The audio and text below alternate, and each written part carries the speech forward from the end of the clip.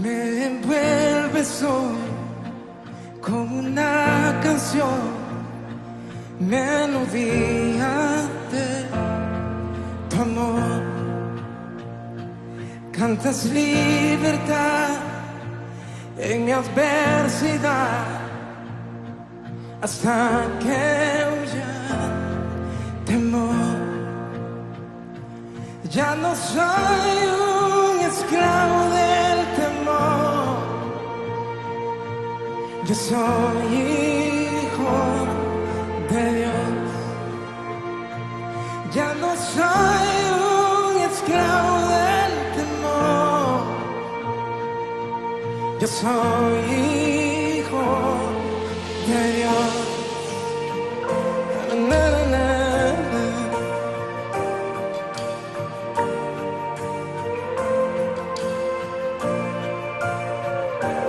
Desde el vientre fui escogido en ti, me llamo el amor. De nuevo nací, recibido en ti, tu sangre en mí fluyó. Ya no soy un esclavo del temor, yo soy hijo de Dios. Ya no soy un esclavo del temor,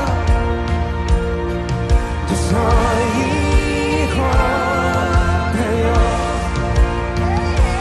Ya no soy un esclavo del temor,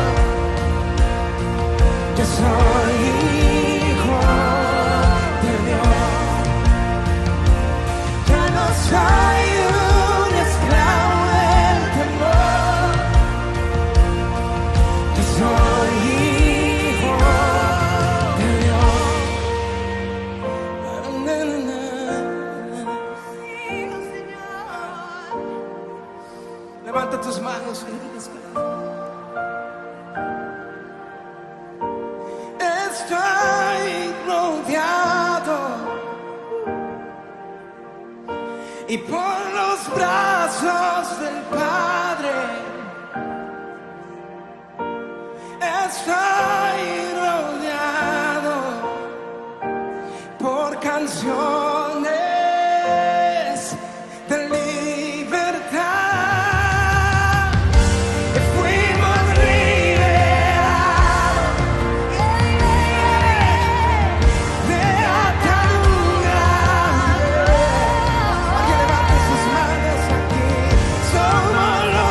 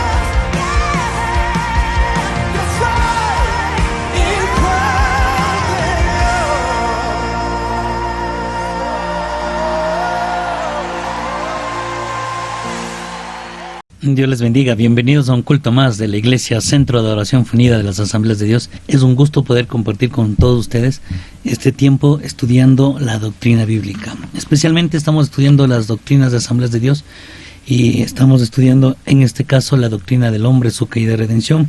Este es el último mensaje que vamos a ver, que es el hombre y la redención.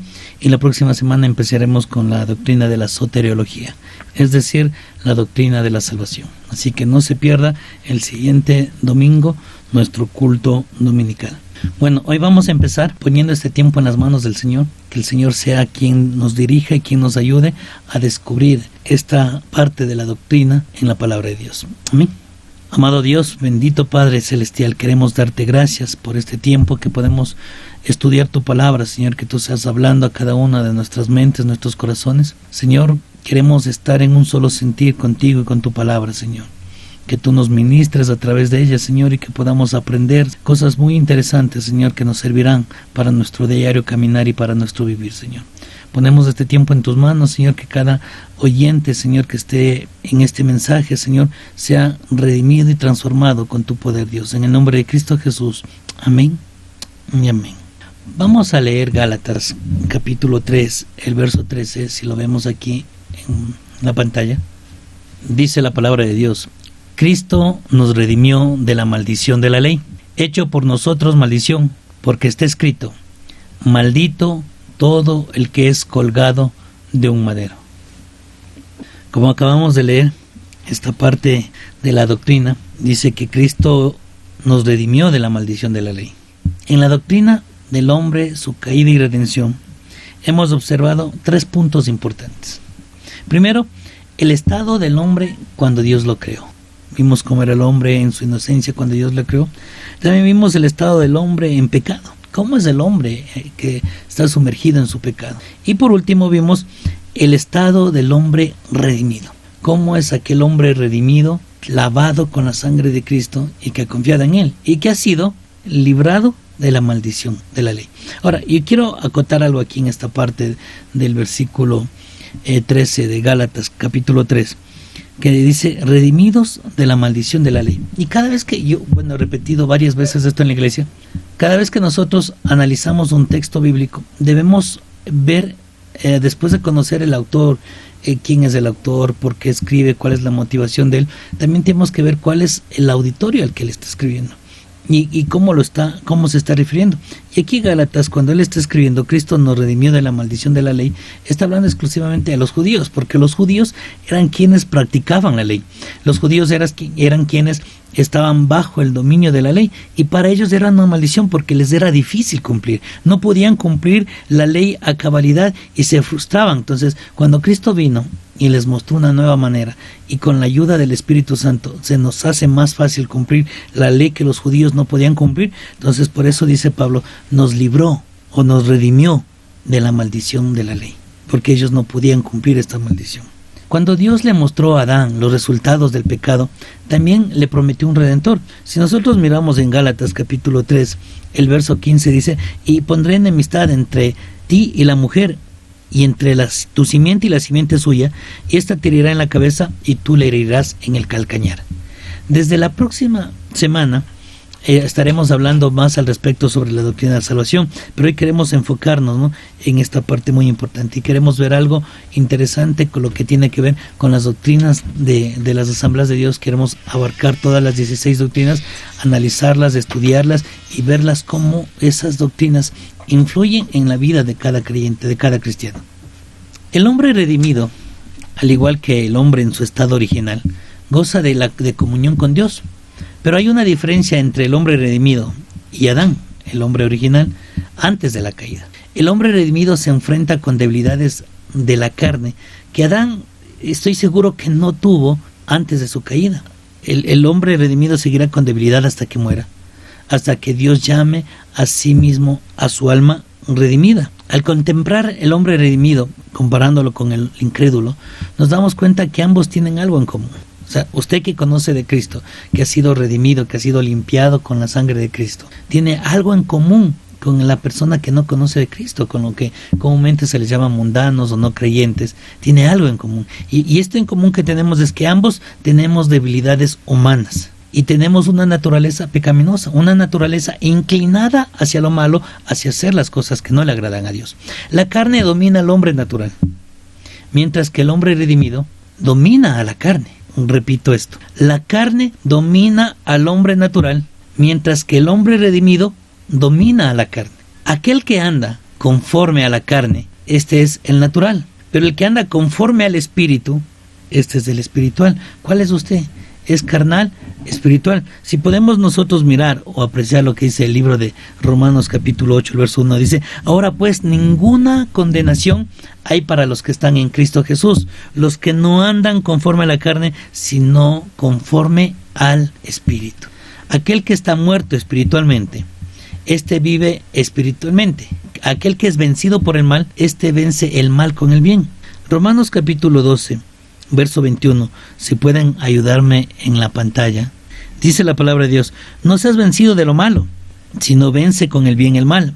Al que está en el camino ancho de la perdición, este es el que camina bajo sus propios impulsos, bajo sus propios deseos, mientras que el que camina bajo la guía del Espíritu, camina bajo la voluntad de Dios, con imperfecciones. Recuerden, un cristiano no es una persona perfecta. Tal vez el mundo quiere vernos a nosotros perfectos, que no cometemos errores, que no fallamos, que no nos enojamos, que no levantamos la voz, que estamos sumisos, pero somos gente común y corriente, gente como cualquiera. Lo que le diferencia al mundano de mí es que yo busco a Dios. Yo trato de agradar a Dios y yo me dejo guiar por la presencia del Espíritu Santo, y eso es lo que me ayuda a mí a tener esa diferencia con Él, que yo ya no peco como pecaba antes. ¿Sí? Ahora yo ya no soy un practicante del pecado. ¿Por qué? Porque el Espíritu Santo mora en mí y el Espíritu Santo es el que me ayuda a decirle no al pecado. Veamos algo muy interesante. Veamos el estado actual del hombre redimido. ¿Cuál es el estado que ahora tiene el hombre redimido? Primero, vamos a ver que es un hijo de Dios. Todo aquel que es redimido por la sangre de Cristo se convierte en un hijo de Dios. Porque en su estado caído, en su estado natural, en su estado sin Dios, era hijo del diablo. Y eso es lo que nos dice en Gálatas capítulo 13, el versículo 10. Dice la palabra de Dios: oh, lleno de todo engaño y de toda maldad, hijo del diablo, enemigo de la justicia, no cesarás de trastornar los caminos rectos del Señor. ¿Qué hace una persona que no está en Cristo, que no es hijo de Dios? Simplemente irse en contra de los caminos de Dios, no hacer la voluntad de Dios, no caminar en su verdad, no caminar en sus preceptos, en sus estatutos, en sus mandamientos. Hace lo que él considera y cree que está bien. Y él vive según esa condición, vive según esa presencia de él en su vida, porque vive creyendo que lo que está haciendo está bien, que lo que hace está bien. Y porque acordémonos que a lo bueno llaman malo y a lo malo llaman bueno. Mientras que también Juan capítulo 8, el verso 44, dice la palabra de Dios: vosotros sois, hablando a Jesús, les dijo, ¿no? Vosotros sois de vuestro padre el diablo, y los deseos de vuestro padre queréis hacer. Él ha sido homicida desde el principio, y no ha permanecido en la verdad, porque no hay verdad en él. Cuando habla mentira, de suyo habla, porque es mentiroso y padre de mentira. Cuando nosotros miramos al hombre natural, dice claramente que es hijo del diablo. ¿Por qué? Porque dice que es mentiroso, el diablo es mentiroso, padre de mentira, y los que hacen las obras, o sea, hacen lo mismo que el diablo hace, entonces son hijos de él. Nosotros debemos procurar hacer las obras de Dios. Debemos procurar ser buenos, ser generosos, ser rectos, ser comprensivos. Y eso es lo que debemos hacer nosotros. Podemos hablar que, sin embargo, habiendo resucitado de la muerte a la vida y habiendo salido de las tinieblas a la luz, el hombre redimido ha nacido y está perfectamente enlazado o unido a la familia de Dios. Pero acuérdense, siempre con imperfecciones. El cristiano no es una persona perfecta. El cristiano es una persona que busca a Dios, y que esa búsqueda de Dios nos ayuda a ser mejores personas, mejores hijos de Dios y mejores miembros de esta sociedad. Otra de las características que tiene el estado actual del hombre redimido es que constantemente lucha contra el pecado y lo vence. Tenemos una lucha constante con el pecado. pero nosotros vencemos. Juan dice algo muy precioso: mayor es el que está en mí que el que está en el mundo. Y nosotros debemos vivir y creyendo eso, que mayor es el que está en nosotros que el que está en el mundo. Los resultados del pecado todavía se manifiestan por las debilidades de la carne, porque somos carne, nuestra naturaleza es pecaminosa, inclinados hacia lo malo.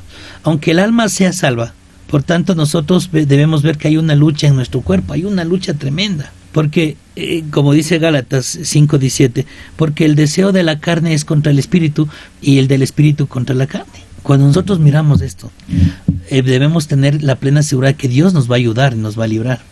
No debemos tomarlo como un pretexto, decir, bueno, es que los deseos de la carne, es que la carne es débil, y siempre hay pretextos para decir, no, es que fallé por esto, pequé. Sí, pero si estamos con la ayuda del Espíritu Santo, Él es el que nos va a ayudar a no pecar, a ya no cometer esos errores.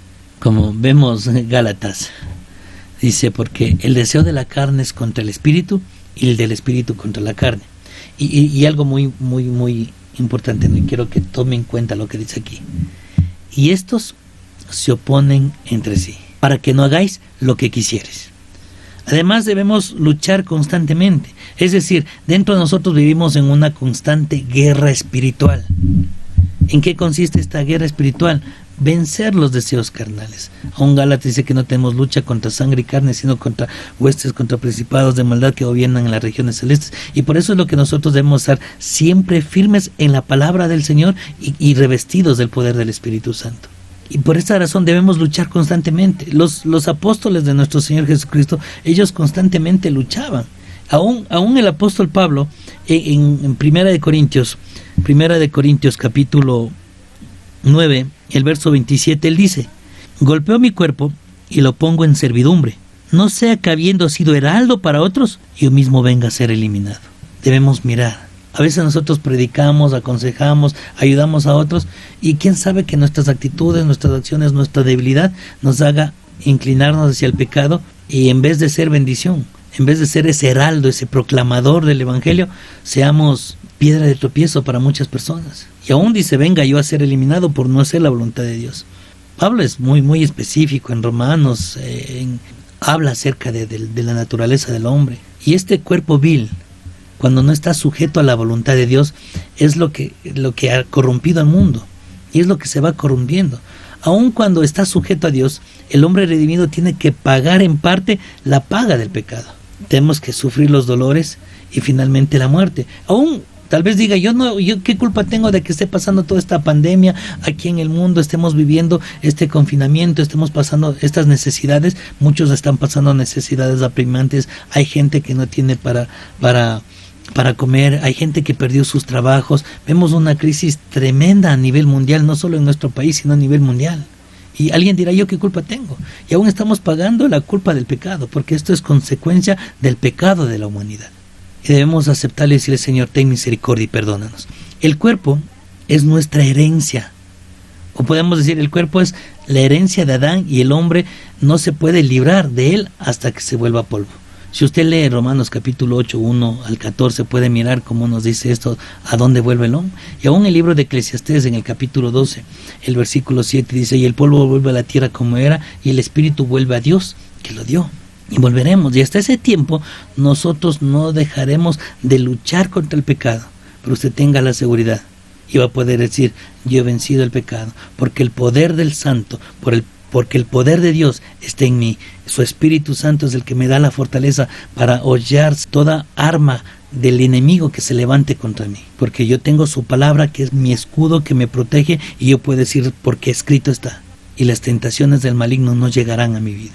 Otro aspecto en el estado actual del hombre redimido, y ese es para todos, y es que el hombre redimido tiene un abogado celestial. Tenemos un abogado. Acuérdense, somos imperfectos. Por eso el apóstol Juan, en 1 Juan capítulo 2, en el verso 1, él escribe y dice, si alguno hubiere pecado, abogado tenemos para con el Padre, a Jesucristo el justo. Dios nos conoce, sabe nuestras imperfecciones, nuestra debilidad, e intercede por nosotros cuando somos tentados. Y va a estar ahí el Padre para sostenernos, para ayudarnos. Estará ahí Jesucristo para ser nuestro amigo, nuestro consolador. Estará ahí para fortalecernos, para animarnos. Y no cree que cuando usted peca a Dios no le duele. Aun cuando nosotros somos hijos de Dios y pecamos, ese pecado nos duele, lastima, y no podemos estar tranquilos hasta que no vengamos y nos humillemos de la presencia del Señor.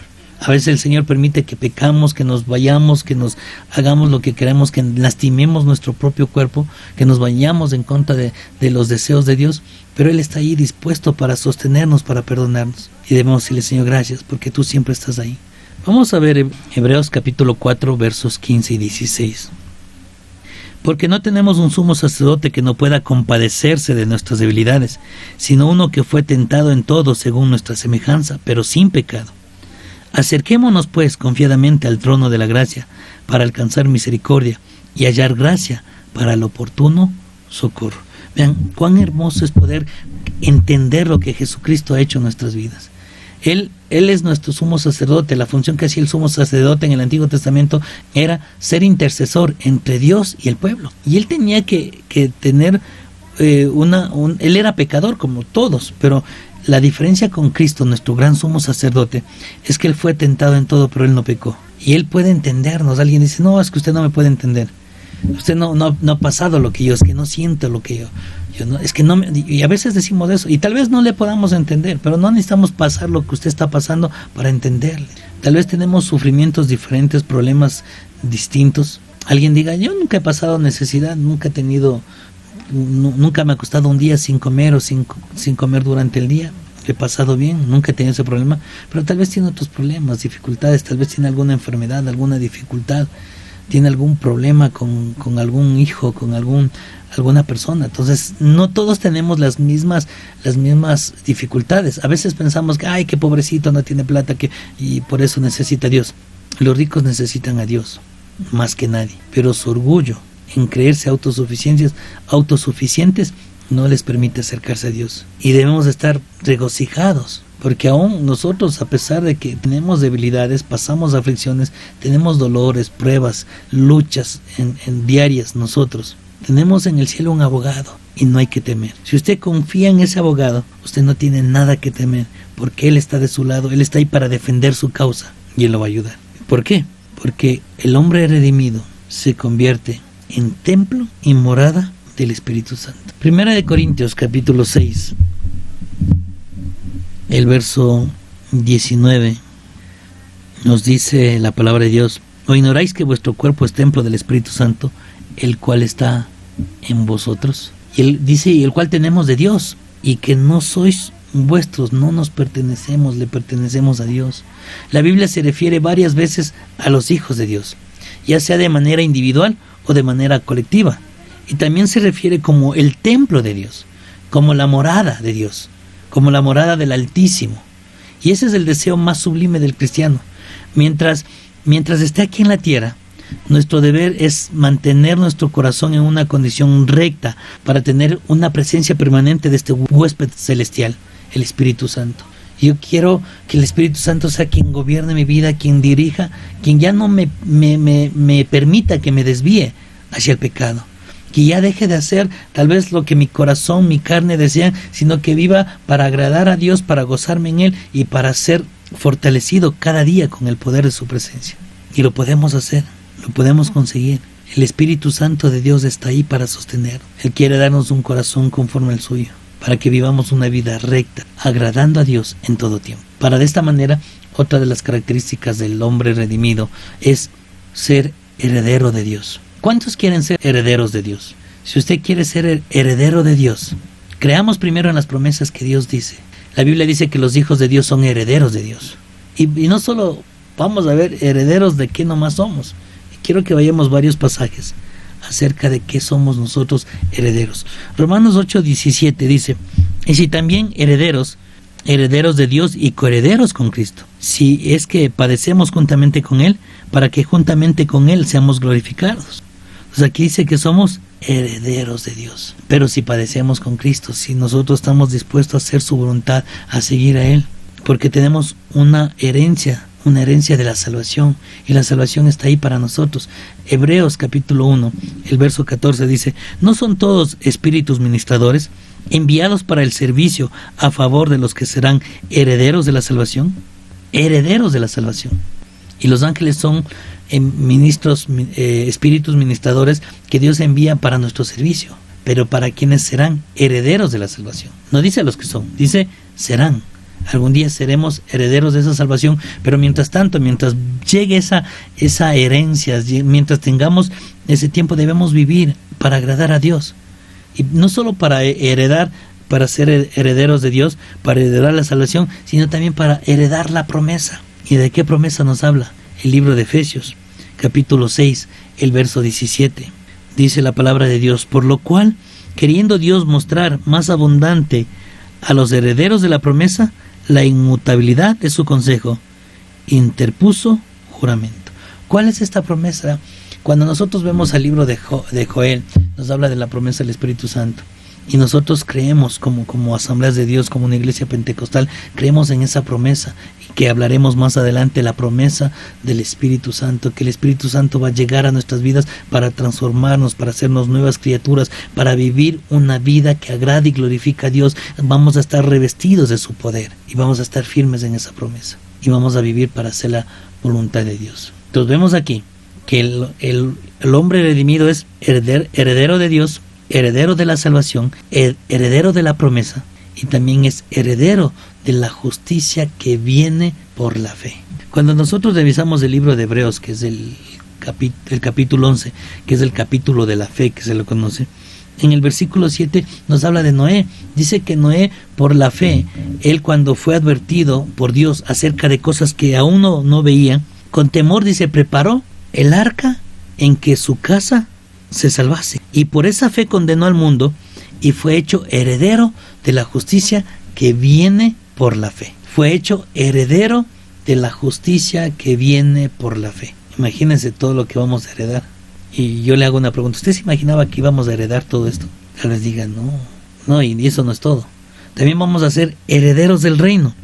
Si leemos, por favor, en Santiago capítulo 2, el verso 5, nos dice la palabra de Dios: hermanos míos, oíd, ¿no ha elegido Dios a los pobres de este mundo para que sean ricos en fe y herederos del reino que ha prometido a los que le aman? Herederos del reino. Cuando estemos en la patria celestial, en la Nueva Jerusalén, seremos herederos del reino. Pablo lo resume todo esto cuando dice que los hijos de Dios son coherederos con Cristo. El libro de Romanos, el capítulo 8, el verso 17 nos habla al respecto y dice: y si hijos, también herederos de Dios y coherederos con Cristo, si es que padecemos juntamente con Él, para que juntamente con Él seamos glorificados. Vamos a ser herederos.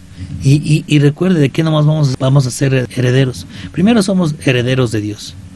Con lo que dice, vamos a ser herederos de Dios y coherederos con Cristo. Vamos a heredar también la salvación. Vamos a heredar la promesa. Hemos heredado la promesa del Espíritu Santo.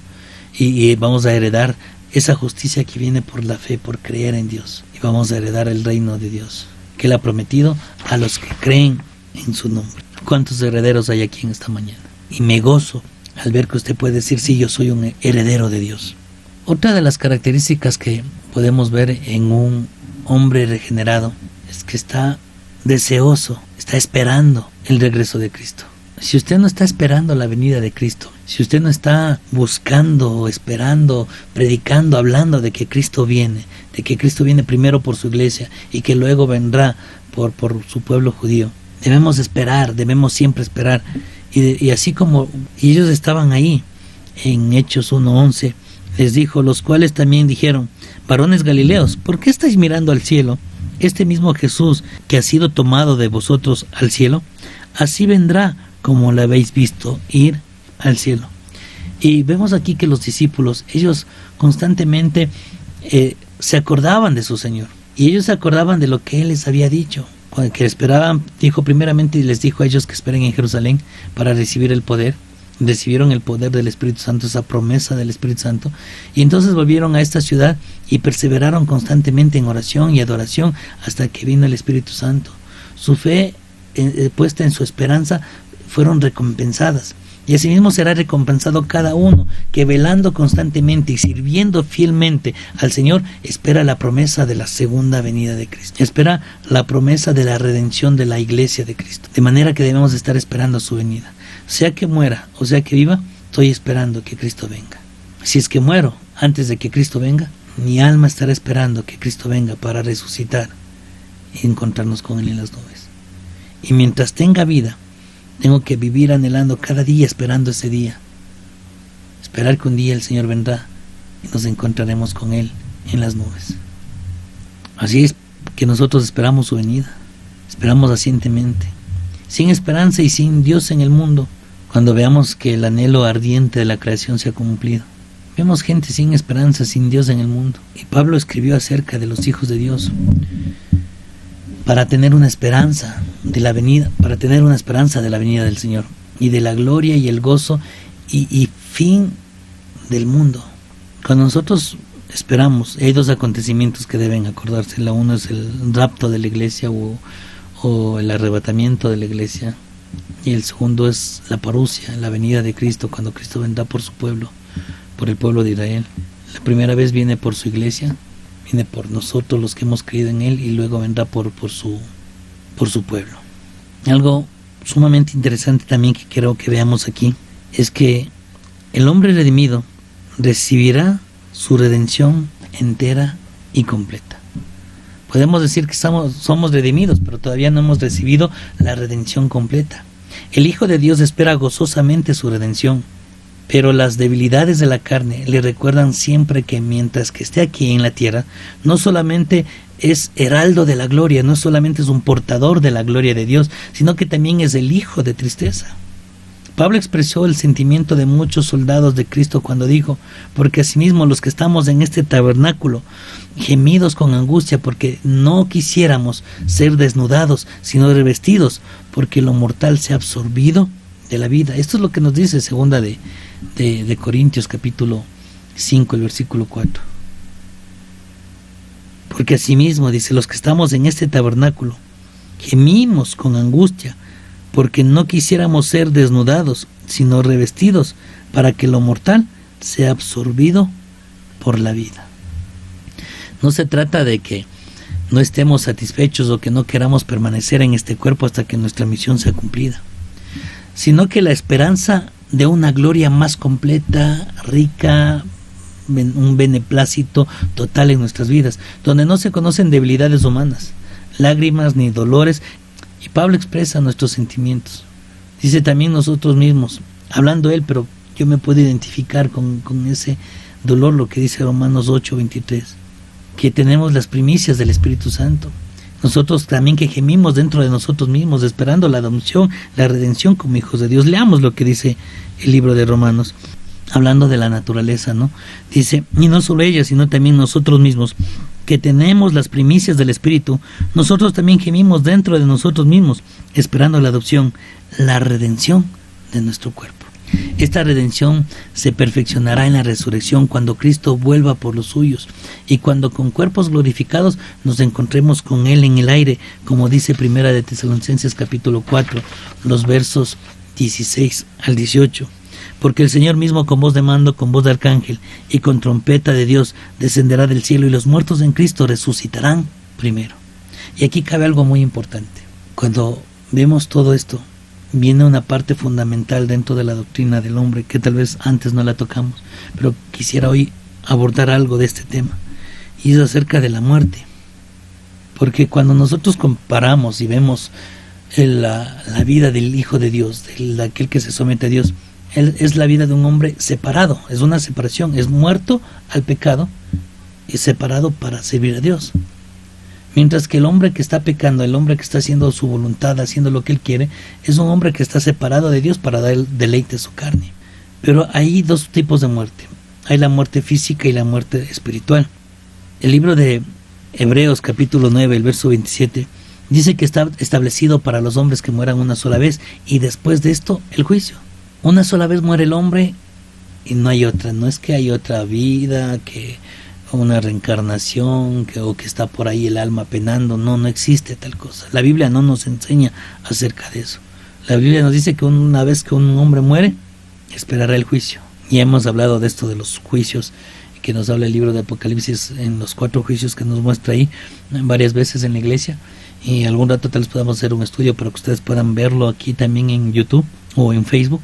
Lo haremos, Dios mediante. Pablo habla de la muerte de una manera distinta como tal vez hablaría alguien, ¿no? Él habla de la muerte como algo que anhela, como algo que él desea.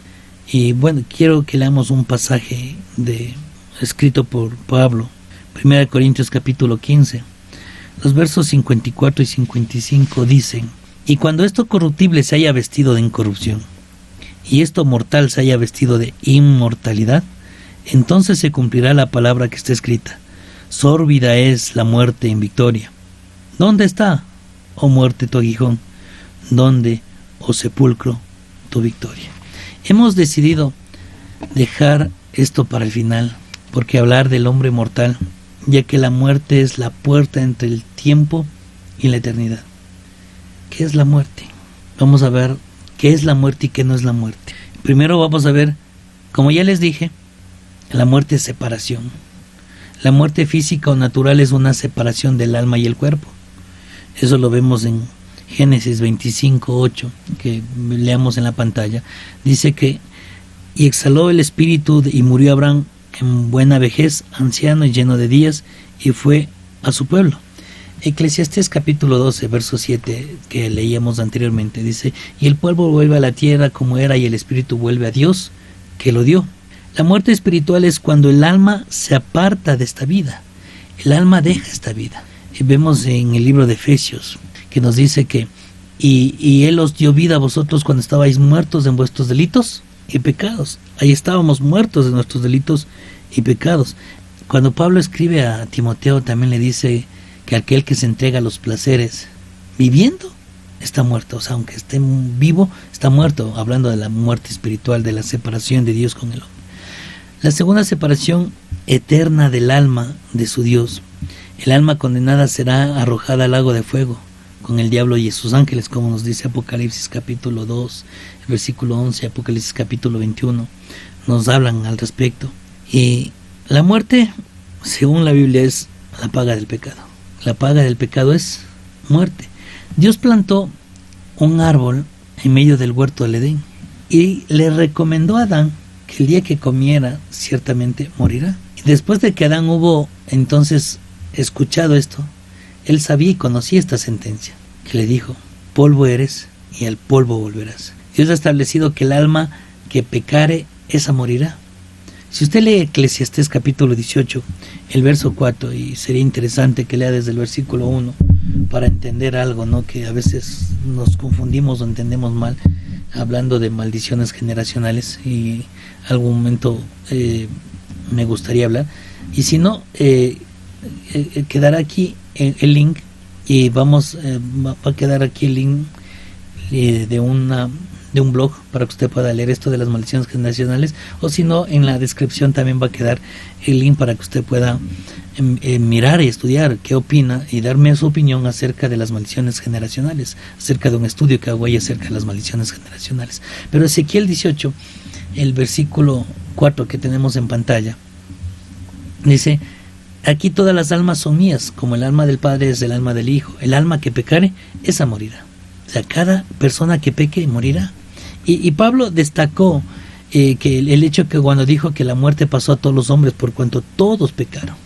Y el pecado separa al hombre de Dios y produce muerte, porque la paga del pecado es muerte. Podemos decir que también la muerte es un enemigo, pero gracias a la resurrección de Cristo se ha convertido en una bendición. Y aquí hablamos únicamente de la muerte física. Fue un acto misericordioso de Dios sacar al hombre del huerto del Edén para que no comiera del árbol de la vida y así vivir para siempre en su estado pecaminoso. Aunque la muerte es, como dice 1 Corintios 15:26, que el postrer enemigo que será destruido. Por la muerte y la resurrección de Cristo sentimos que el aguijón ha sido quitado de nosotros. Por medio de él, la muerte es la puerta por la cual pasamos de este mundo pecaminoso a una vida gloriosa en el mundo venidero. Al ver la muerte por todos lados, recordamos siempre la debilidad del hombre y la importancia de estar listos para ese llamado con Dios. Y yo le hago una pregunta: ¿usted está listo para el llamado con Dios?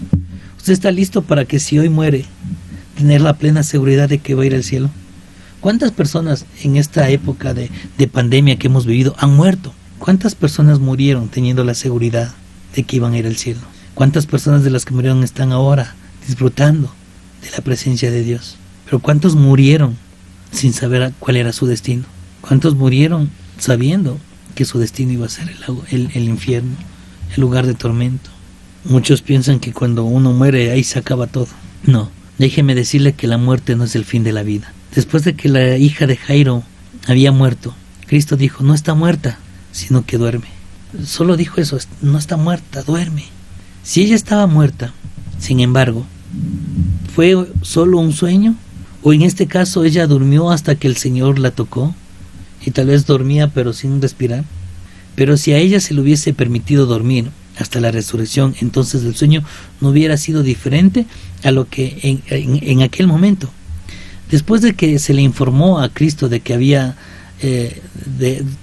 debía ir donde Lázaro, porque él había muerto y era su amigo, me parece algo curioso cuando él está hablando con los discípulos y les dice, nuestro amigo Lázaro duerme, mas voy para despertarle. Y luego explicó diciendo, Lázaro ha muerto. Cuando la muerte toca el cuerpo, éste duerme hasta el tiempo de la resurrección. Entonces se levantará el Señor en el llamado de Dios. El hecho de que la muerte es un dormir temporal se ve claramente en el mensaje de Pablo a los tesalonicenses. Y vamos a ver primera de Tesalonicenses capítulo 4, y vamos a leer desde el verso 13. El verso 13 dice, tampoco queremos, hermanos, que ignoréis acerca de los que duermen. Está hablando a los que murieron, para que no os entristezcáis como otros que no tienen esperanza. Porque si creemos que Jesús murió y resucitó, así también traerá Dios con Jesús a los que durmieron en Él, o sea, a los que murieron creyendo en Cristo con todo su corazón. Por lo cual os decimos esto en la palabra del Señor. El Hijo de Dios debe mirar más allá de la muerte y debe consolarse con este pensamiento, porque sabemos que si esta morada terrestre, este tabernáculo, si deshiciere, tenemos de Dios un edificio, una casa no hecha de manos, eterna en los cielos. Para el Hijo de Dios, la muerte significa libertad del alma.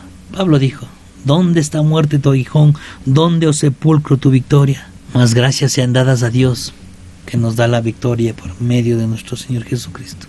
Cuando nuestros amados mueren, nos da una tristeza, un profundo dolor. Pero cuando nuestros amados mueren en el Señor y son puestos en el sepulcro, nuestros tristes corazones se consuelan con la esperanza de que nos encontraremos nuevamente en el hogar celestial, donde la muerte jamás entrará. Yo sé que muchos han perdido seres queridos en este tiempo por culpa de la consecuencia del pecado del hombre. Todos hemos pecado. No hay alguien que no pueda decir yo no he pecado.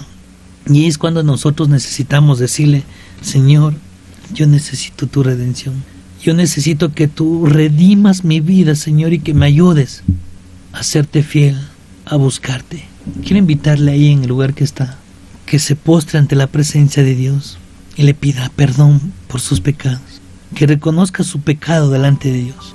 Tal vez usted está solo mirando este video, tal vez puede mirar este video más adelante, tal vez usted está con personas a su alrededor, tal vez le da vergüenza confesar sus pecados. Quiero invitarle a que busque un lugar en su intimidad, a solas con Dios, y que sea plenamente sincero con Dios y que le diga a Dios, perdóname, este es mi pecado, yo fallé en esto y en esto, Señor, te fallé.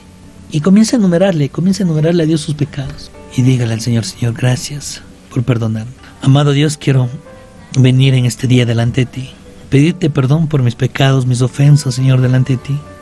Reconocer que soy un pecador, que necesito cada día ser lavado con la sangre preciosa de Cristo derramada en la cruz del Calvario. Y yo reconozco ese sacrificio, Señor, que tú has hecho. Y te agradezco por lavar mis pecados, Señor. Porque gracias a ese sacrificio y a esa muerte, la muerte no tiene parte contra mí, Señor. Y te damos gracias, Señor, por todo lo que tú haces. Gracias por tu amor, por tu fidelidad. Y queremos pedirte, Señor, que en tu Espíritu Santo sea fortaleciendo nuestras vidas, ayudándonos a hacer tu voluntad, a alabarte, a glorificar tu nombre, a exaltarte, a darte honra y gloria a ti, Dios. Porque tú eres grande y maravilloso, porque tu presencia nos fortalece, nos llena, nos da fuerza cada día para seguir adelante, Señor. Queremos pedirte, Señor, de todo nuestro corazón, que tu amor, tu gracia, sea sosteniendo nuestras vidas. Que en nuestra debilidad seamos fuertes en ti, que vivamos para agradar y engrandecer tu reino, Dios. En el nombre de Cristo Jesús. Amén. Amén. Amén. Busque estar a solas con Dios, busque un tiempo para orar con Él, decirle: Señor, perdóname. Y cuando usted tenga esa confianza, usted va a tener toda la libertad de decirle: Señor, soy un pecador, perdóname por los pecados que he cometido. Y usted va a encontrar la redención. Si usted todavía no ha encontrado la redención de Cristo en su vida, no ha sentido que ha sido perdonado sus pecados, cuando usted tenga esta intimidad con Dios, tenga la seguridad que usted va a ser redimido por la sangre del Cordero. Amén. Bien, ha sido un gusto haber compartido este tiempo con ustedes. No se olviden compartir. Vamos a dejar aquí el enlace de nuestra reunión por Zoom. Tenemos escuela dominical. También puede conectarse con nosotros los días martes, miércoles, viernes 7 de la noche. Me parece que el lunes también, si usted quiere tener un tiempo de oración, lunes oración, martes tenemos la respuesta está en la Biblia, preguntas acerca de cualquier tema de la Biblia que usted tenga. El miércoles estamos analizando un estudio bíblico y estamos también estudiando hebreo los días miércoles a las 7 de la noche, así que puede compartir con nosotros, tener un tiempo maravilloso en la presencia del Señor, estudiando y escudriñando la palabra de Dios. El día viernes tenemos un tiempo de oración y también un estudio acerca de lo que es la oración y de los salmos. Y el día sábado tenemos nuestro culto de familiar, nuestro culto de discipulado para la familia, y el domingo 10 de la mañana nuestros cultos online, mientras dure esta pandemia, hasta que no podamos congregarnos, y aún cuando ya nos congreguemos seguiremos con nuestros cultos online, con nuestra iglesia online. Así que si usted quiere ser parte de esta iglesia online, le invitamos a participar con nosotros marcando en vía Zoom con el ID y la contraseña que usted ve en la pantalla. Está invitado, así que si usted quiere compartir aún con nosotros enseguida que se termine esto, en nuestra escuela bíblica dominical, así que le invitamos a participar. Que Dios les bendiga y nos vemos en la escuela bíblica dominical. Bendiciones.